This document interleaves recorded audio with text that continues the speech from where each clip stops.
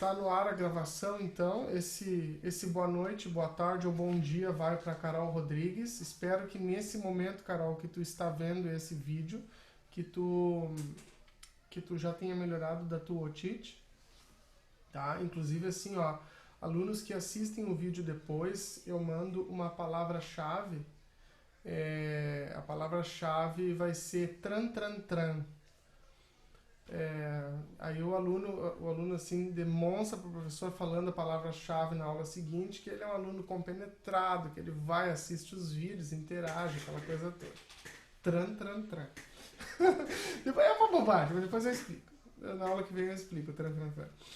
Então, galera, olha só. Eu queria, rapidinho, tá? Que a gente desse uma olhada nesses últimos conceitos ali, que eu passei nesse texto, né? E aí a gente vai olhar eles e ver eles, como é que funciona num sintetizador, como é que a gente faz para controlar, né? Fazer esse controle dinâmico desses osciladores que a gente vai ter ali, né? No caso do sintetizador digital, por algoritmos, né? Bora lá então. Vocês viram ali que fala, né? Fala um pouquinho na história dos sintetizadores, fala no Moog, né? Que é o, vamos dizer assim, o mais conhecido, o primogênito, né? Vocês viram que quando a gente fala em síntese sonora, a gente basicamente está falando em dois tipos de sintetizadores. Um deles, analógico, né? Que geralmente vão ser esses sintetizadores assim que vão estar mexendo com osciladores analógicos mesmo, modulando ali as frequências em termos de eletricidade mesmo, né? Que geralmente são aparelhos, então, aparelhos físicos, né? Como o Moog, como vários outros, né?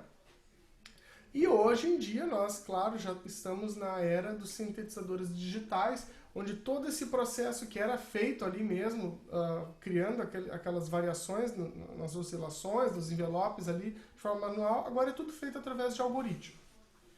Tá? E o que, inclusive, se possibilita trabalhar já em estéreo, e, enfim, mais canais até. Então, isso é uma coisa bem importante.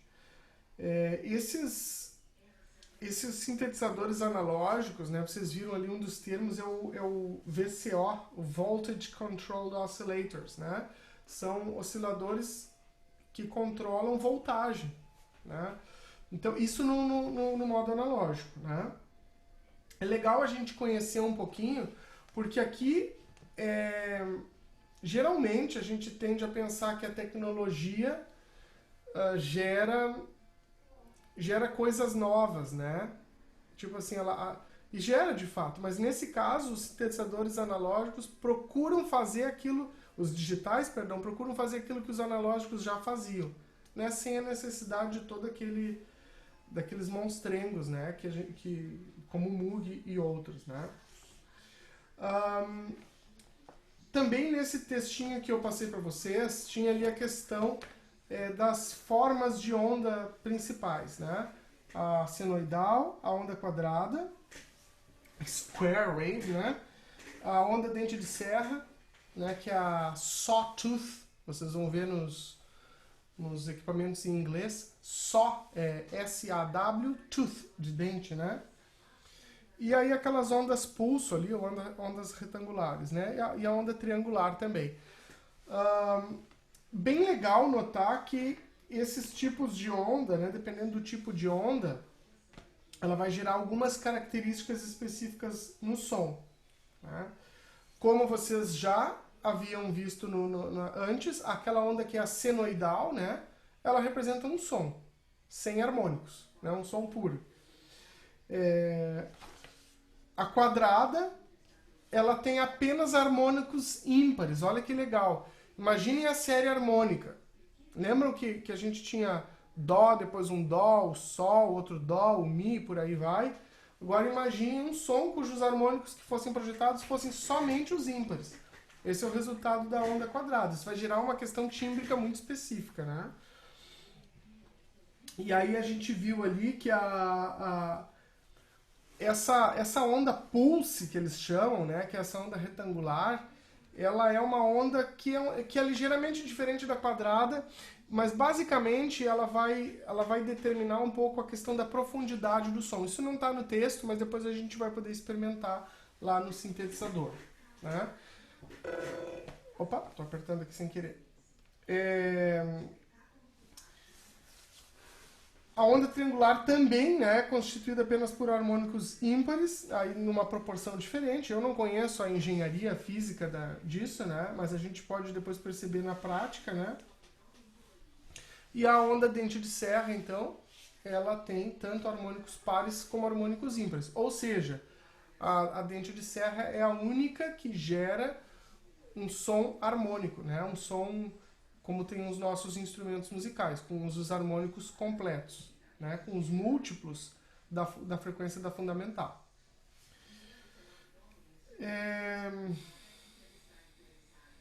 Ali também fala de dois processos básicos de sintetização, acho que é importante a gente passar por isso, que é a aditiva ou subtrativa. Quem é que lembra desse conceito aí de adição ou subtração na síntese?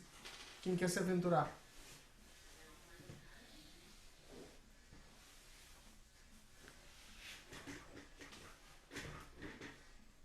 Eu acho que é, tipo, vamos dizer assim, já o que a palavra diz, né? Tipo, no caso, tipo, a aditiva, ela, vamos dizer assim, tipo, ela vai construir, né? Ela, tipo, ela vai juntar as ondas, eu acho que é a senoidal, se eu não me engano, né? E a outra, tipo, ela vai, vamos dizer assim, ir limpando pra ficar a coisa mais pura. Se eu não me engano, era isso. Isso aí. Ou algo Então, parecido. é isso aí. Ou seja, no fundo, ou ela vai adicionar, e aí adicionar o quê? Frequências, ou ela vai tirar essas frequências. Ou ela vai criar ou ela vai fazer um controle dinâmico dessas frequências, de forma que a gente tenha trêmulos, vibratos, né? Que seria uma intermitência na forma como essas frequências vão aparecer. LFO, vocês vão ouvir muito falar no LFO, que é esse Low Frequency Oscillator, né? Que é utilizado ali principalmente para controlar essas coisas do vibrato, né? Então a gente vai ver essas coisas na prática, mas basicamente, né? Ou a gente vai pegar um som que já tem alguns harmônicos ou não, né? Ou que tem ali inarmônicos, vamos dizer assim, e a gente vai compor ele com mais outros sons, né? Com mais outras frequências, ou seja, a gente vai adicionar, ou a gente vai filtrar, né? Ou a gente vai pegar um som que já é rico em harmônicos, né? E a gente vai secar ele de alguma forma, né? E aí entra toda essa questão dos filtros. Os filtros, basicamente, a gente fala, quando a gente vai falar não só de síntese sonora, porque esses filtros também a gente pode aplicar, ter outras aplicações para ele, inclusive no processo de masterização. Mas basicamente a gente vai ter low pass filters, né? High pass filters e band pass filters. Tá? O high pass filters, como o nome fala, é um filtro que deixa passar frequências acima de um certo ponto, acima de um certo número. O low... Tá um carro passando, fazendo um cavalinho de pau aqui. O low pass filters vai deixar com que determinadas ondas passem geralmente numa frequência que está abaixo do ouvido humano. E aí quando se modula esse tipo de onda ali, ela gera esses efeitos de vibrato e, enfim, efeitos bem interessantes que a gente vai ver depois em termos de timbre. E também tem ali bandas, né? A gente pode também filtrar o som de forma que somente, vamos dizer assim, sons que estejam dentro de um determinado espectro, de um âmbito de frequências passam. Né? Eu acho que eu vou espelhar já agora para nós, para a gente começar a ver isso, porque senão fica só no conceito, né? Deixa eu... Eu tô aqui com o meu Logic Pro aberto, tá? Ah, mas vocês estão vendo só o Logic Pro, peraí. Deixa eu fechar aqui. Deixa eu compartilhar a tela de novo com todo o Logic Pro. Ok, então tô entrando aqui no meu Retro Synth, né? Eu peguei esse aqui, como eu comentei para vocês na semana passada, que eu dei o spoiler, né? Eu peguei esse aqui porque esse aqui tem justamente essa proposta de ser um sintetizador retrô, onde a gente vai poder dar uma olhada nesses conceitos que vocês estão vendo aí a partir de como eles foram surgindo, né? Nós hoje, inclusive, vamos utilizar, né? Vocês, deixa eu só puxar aqui. Vocês vão ver que a engenharia por trás desses sintetizadores variam muito, tá? Nós vamos utilizar hoje essa aqui, que diz, vocês estão vendo aqui, ó, analog na tela. Aqui no canto esquerdo superior dessa minha janela do Retro Synth, né? Reparem que tem outros tipos aí, né? E cada tipo, vamos dizer assim, vai ter uma característica diferente, né? Esse analog, ele geralmente vai servir para a gente criar aqueles tipos de sons, justamente aqueles desses sintetizadores clássicos, do Moog, desses que vieram logo em seguida ali na época da música eletroacústica, eletrônica e tal. Esse aqui, esse sync aqui, ele geralmente é utilizado para criar aqueles sons mais agressivos, assim, né?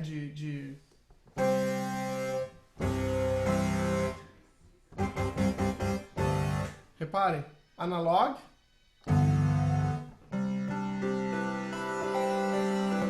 Aqui eu estou botando uma quinta, deixa eu tirar esses semitons aqui só para vocês verem ele mais puro, depois eu... Né? O sync, aquele som mais agressivo.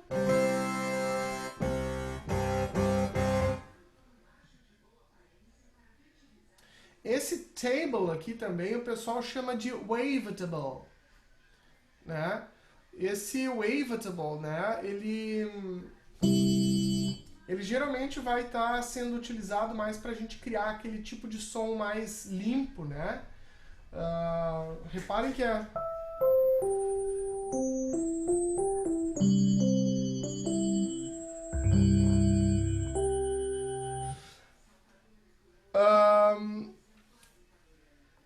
uma coisa importante desses tipos aqui de ferramentas, né, é que existe uma tipologia, gente, dos sons, né, do tipo de som gerado por sintetizadores, né. Os caras vão dizer assim, esse analog é bom para fazer tanto basses, quanto leads, quanto pads. Vocês já ouviram falar desses três termos?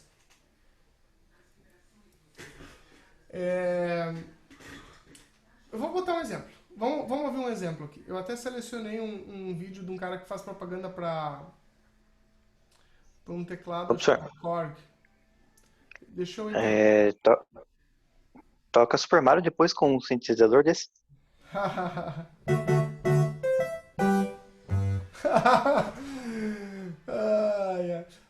Mas olha só, eu vou mostrar para vocês então essa diferença dos baixos, leads e pads, tá? Antes, deixa eu só falar rapidamente esse conceito para vocês. Tem aqui, deixa eu botar.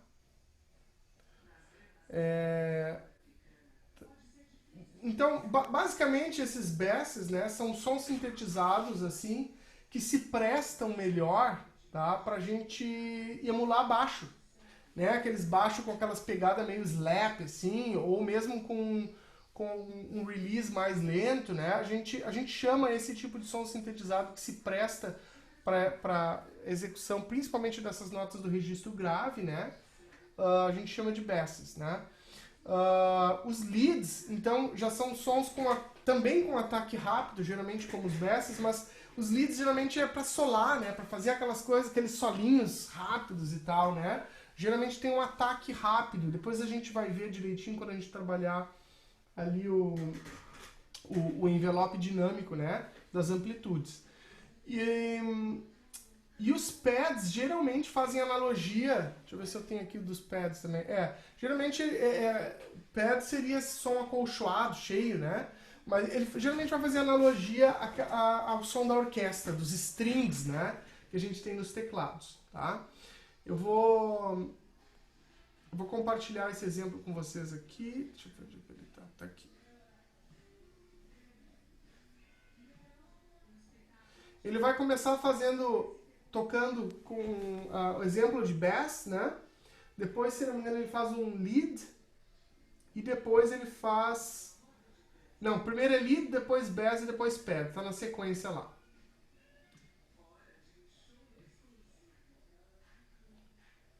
Não tá querendo tocar essa coisa aqui.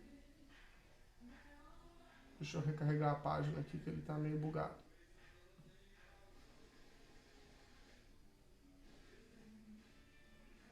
Aí. Leads, tá?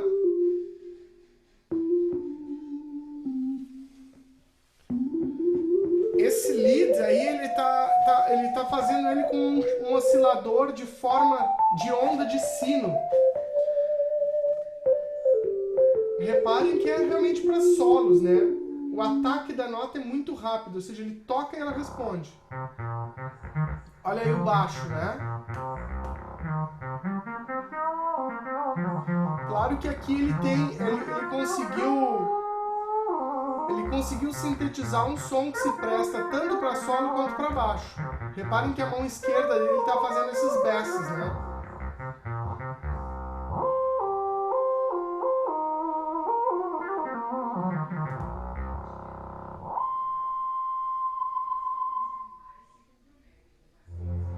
E aí o pad.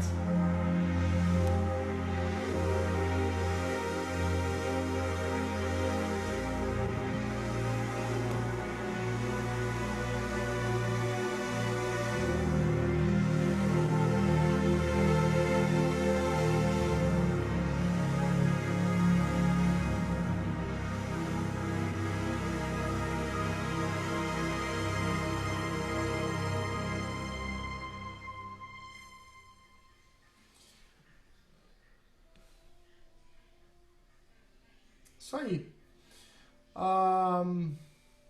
Deixa eu interromper ele de novo.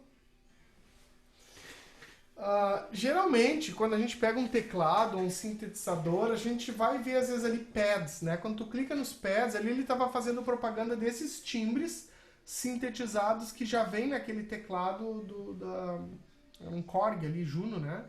Korg ou Holland, agora eu não lembro. Então ele já vem com um banco de sons sintetizados prontos. Quer dizer, a gente pode fabricar o som, como eu vou demonstrar para vocês daqui a pouquinho, ou a gente pode tocar a partir de um instrumento, como um piano, que já tem sons, vamos dizer, um banco de sons sintetizados pronto, que são sons clássicos, vamos dizer assim, que são sons que pessoas em outros momentos conseguiram fazer, né, sintetizar, e que se tornaram clássicos, né, da sintetização e que foram incorporados nesses instrumentos. Tá? Vamos ver na prática agora, galera, essa coisa do controle desses filtros ali. Vocês estão enxergando aqui, então, o meu RetroSynth, né? Reparem que... Prestem bem atenção nessa janelinha da esquerda aqui. Reparem que esse sintetizador aqui ele pode ser dividido em algumas partes, né? Essa parte dos osciladores aqui, são dois, né? Essa parte dos filtros, essa parte aqui do controle isso aqui é da amplitude, né? O volume e também do nível das ondas de sino, né? Aqui efeitos de flanger e tal, né?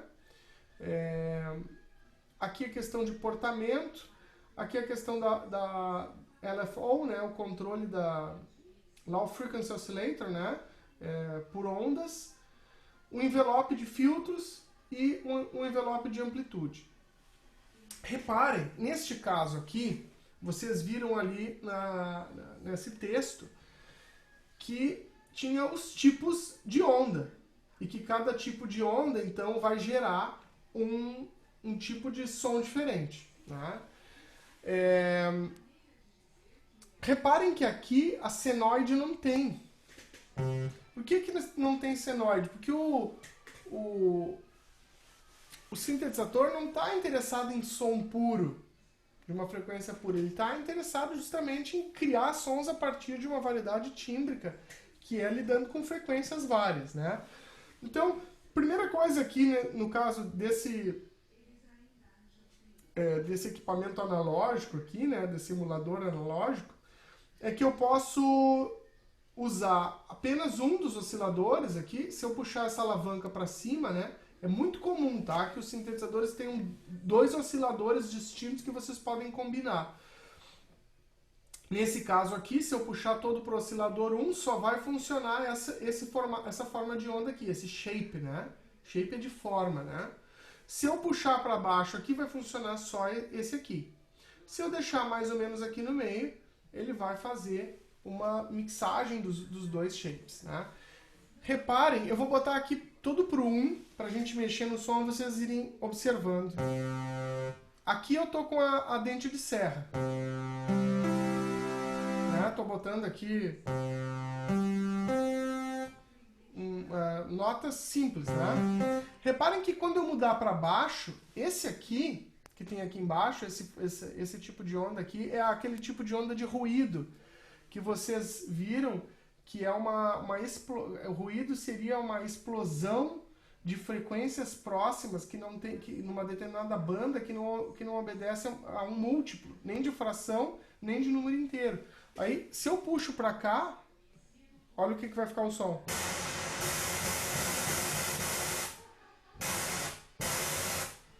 Né? Então, eu consigo sintetizar e levar para esse lado, né? Se eu quiser.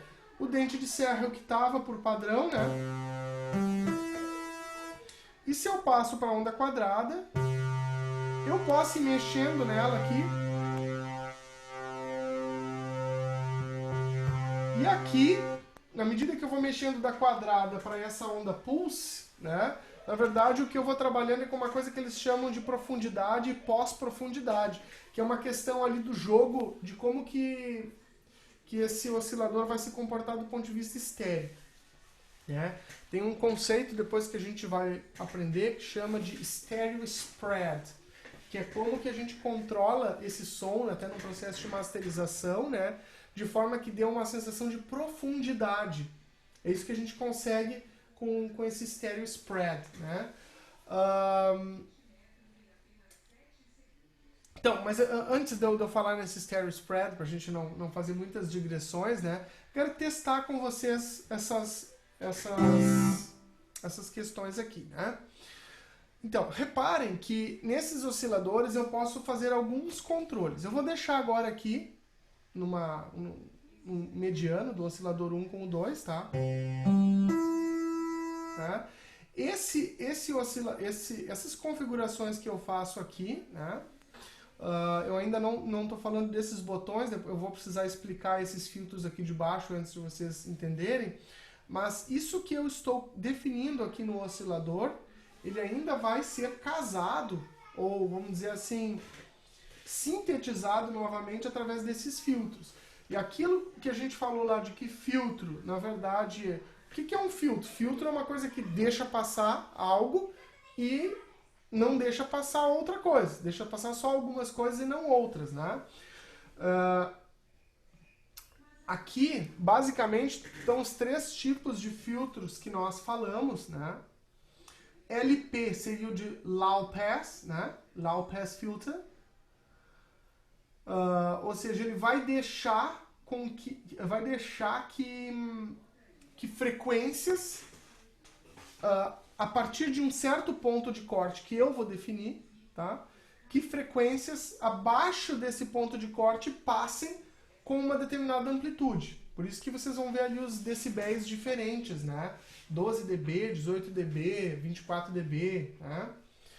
O Band Pass Filters, se eu colocar, reparem, olhem, observem como é que está o gráfico aqui, ó, do Low Pass Filters, tá? Olha quando eu botar agora o High Pass Filters, vou botar aqui um HP, tá? reparem que o gráfico mudou de direção. Nesse caso, do High Pass Filter, somente frequências acima de um determinado ponto de corte, que eu posso escolher por aqui, vão passar. Deixa eu mostrar para vocês, exemplificar como é que fica essa coisa no Low Pass Filters, né?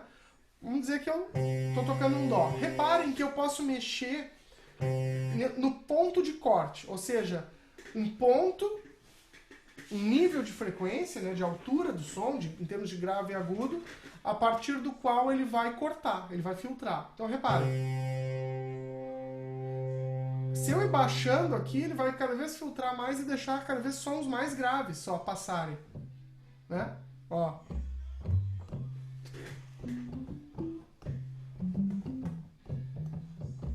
À medida que eu vou puxando para cá,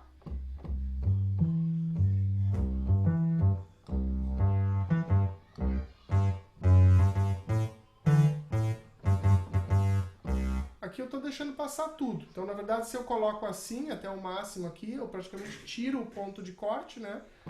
E aí ele passa tudo, né? Nesse caso, ele não está filtrando nada, ele está passando tudo conforme eu tinha colocado aqui, ó. Né?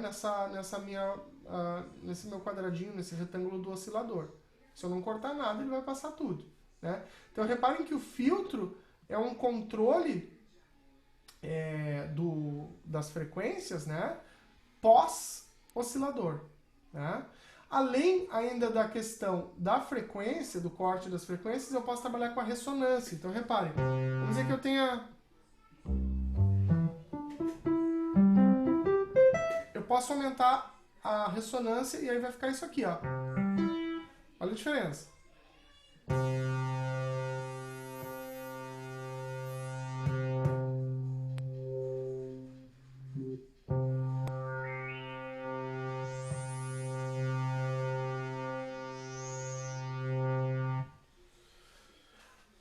Ok? A ressonância, na verdade, o que ele está fazendo é explodir esses harmônicos que ele está deixando passar, né?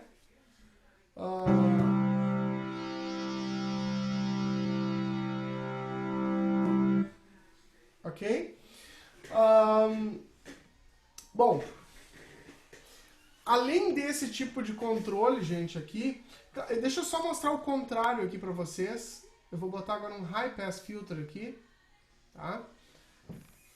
Reparem que o High Pass Filter agora, eu estou tocando um Dó grave aqui, e ele só está deixando passar sons que são acima de um determinado ponto de corte.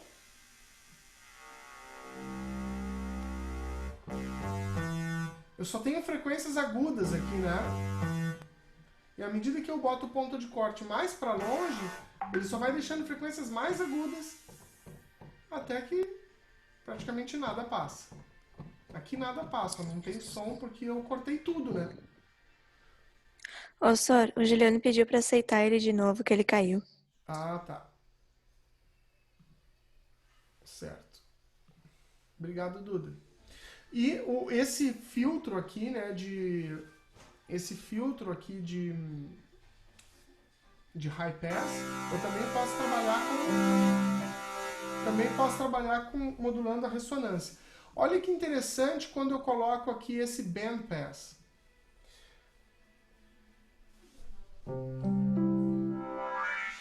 Reparem que agora mudou o formato aqui da onda, porque na verdade eu estou controlando uma banda específica, que eu vou deixar passar.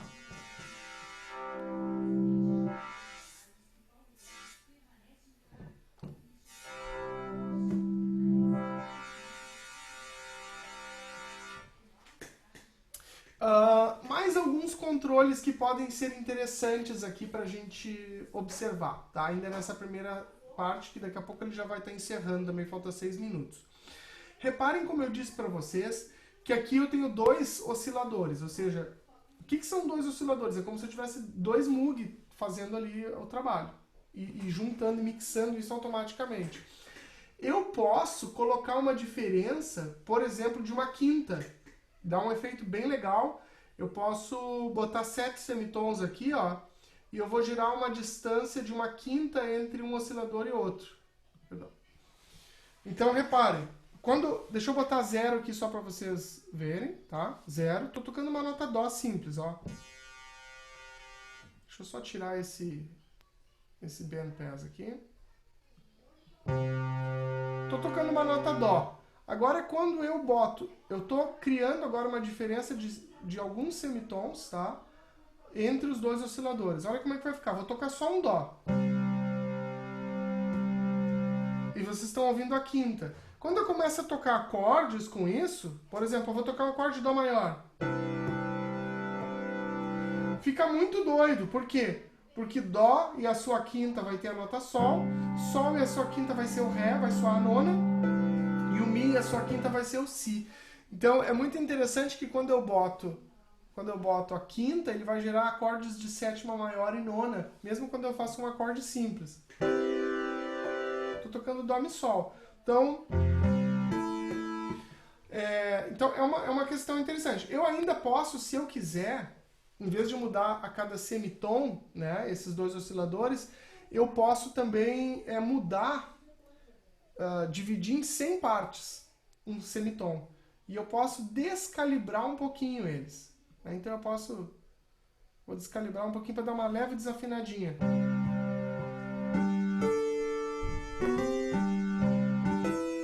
Percebem que deu uma desafinadinha? Reparem, vou voltar para o 0.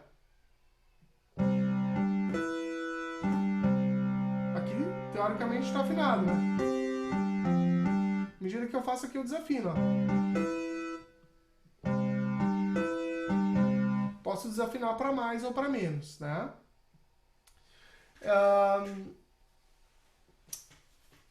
Outra coisa interessante, então, que a gente pode fazer aqui, né, também para enriquecer esse som, que é um dos processos de sintetização super famosos, é esse glide aqui. Eu posso ligar o botão aqui, nesse caso, né?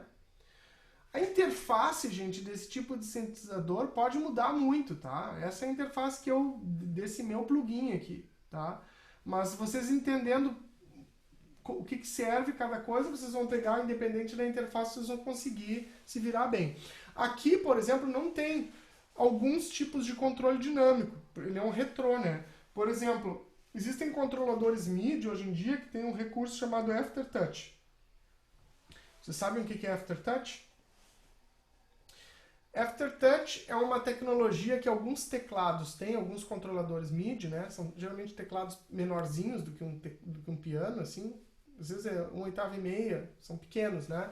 E tu aperta a tecla e depois tu pressiona ela, fazendo um peso mesmo, e ele aumenta o volume. Então é muito legal quando a gente quer, por exemplo, tem um som de violino sampleado e tu quer fazer um crescendo numa nota, assim como, né? Vocês que tocam violino, que começa com pouquinho arco e depois aumenta a intensidade da fricção e da arcada para que o som fique mais forte no meio, né? Tipo um... né? Isso é possível fazer alternando a pressão. Então, esse tipo de controle, tipo Aftertouch, não tem aqui, né? Ele é um retrô, né? Esse aqui, tá? Mas tem coisas muito legais. Esse glide aqui nada mais é do que um portamento. Então, repare. Eu vou ligar. Agora eu vou botar aqui.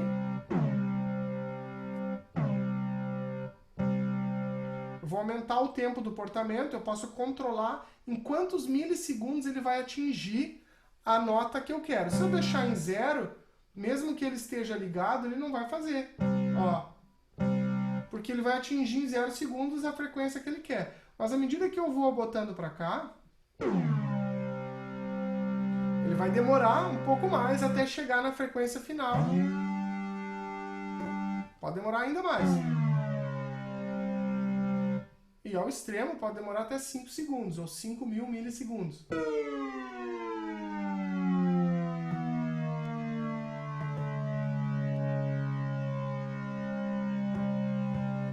Ok? Isso pode ser interessante, né?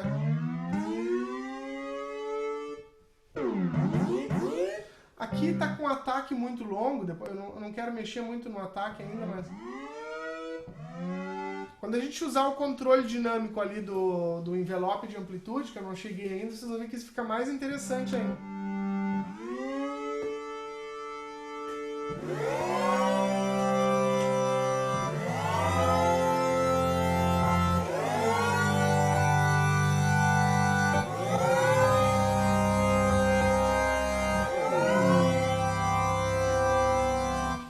Galera, eu vou encerrar 5 segundos, a gente abre de novo, tá? Porque ele vai cair aqui, falta menos de 1 minuto, a gente já segue.